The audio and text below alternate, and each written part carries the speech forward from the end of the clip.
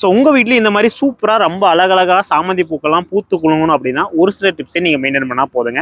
So அது என்ன டிப்ஸ்னு சொல்கிறேன், மறக்காமல் ஃபாலோ பண்ணிக்கோங்க. ஸோ ஃபர்ஸ்ட் ஒன் பார்த்தீங்கன்னா, சாமந்தி பூக்கள் நிழலில் வருமானு கேட்டிங்கன்னா கண்டிப்பாக நிழலில் வராது. 5 to 6 hours ஆச்சும் மினிமம் நமக்கு சன்லைட் இருக்கணுங்க. அடுத்து வாட்டரிங். ஸோ வாட்டரிங் வந்து பார்த்தீங்கன்னா ரொம்ப அதிகமாக விட்டீங்க அப்படின்னா ஸோ பிளான்ட் வந்து பார்த்தீங்கன்னா டெத் ஆகிறது கண்டிப்பாக வாய்ப்பு இருக்குது. ஏன்னா ரூட்டில் நிறைய டிசீஸ்லாம் வரும். ஸோ நார்மலாக கொஞ்சம் ஈரப்பதம் இருந்தால் போதும், ரொம்ப வாடவும் விட்டுறாதீங்க.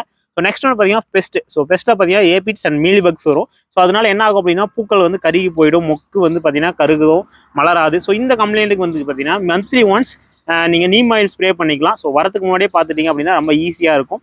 அதுக்கப்புறம் ஃபெர்டிலைசர்ஸ். ஸோ ஃபெர்டிலைசர் என்ன கொடுக்கலாம் அப்படின்னு பார்த்தீங்கன்னா ஃப்ளவர் பூஸ்டர் அப்படி இல்லைனா வெர்மி கம்போஸ்ட் இந்த மாதிரியான நார்மல் ஃபெர்டிலைசரே கொடுத்தா போதுங்க. ஸோ பிளான்ட்டோட க்ரோத்தும் சரி, நிறைய புது பிரான்ச்சஸும் நிறைய வந்துட்டே இருக்கும். ஸோ இன்னொரு முக்கியமான டிப்ஸ், இந்த மாதிரி பூக்கள் பூத்துருச்சு அப்படின்னா அடுத்து வந்து 3 to 4 டேஸ்க்குள்ள ஃப்ளவர்ஸை வந்து கட் பண்ணிடுங்க. ஏன் அப்படின்னா ஸோ இந்த மாதிரி ஃப்ளவர்ஸை கட் பண்ணிட்டோம் அப்படின்னா புது ஃப்ளவர்ஸ் வந்து வரத்துக்காக நிறைய ஷூட்ஸ்லாம் பிரான்ச்சஸ் எல்லாமே வர ஆரம்பிச்சிடுங்க. ஸோ ஃப்ளவர்ஸ் அப்படியே விட்டீங்க அப்படின்னா காஞ்சி போயிட்டு ஸோ நிறைய ஃபங்கல் இன்ஃபெக்ஷனும் வர ஆரம்பிக்கும். முடிஞ்ச அளவுக்கு இந்த மாதிரி சூப்பரான கலெக்ஷன்ஸ்லாம் வாங்கணும் அப்படின்னா நம்மளோட வெப்சைட் அண்ட் வாட்ஸ்அப்பில் செக் பண்ணி பாருங்க.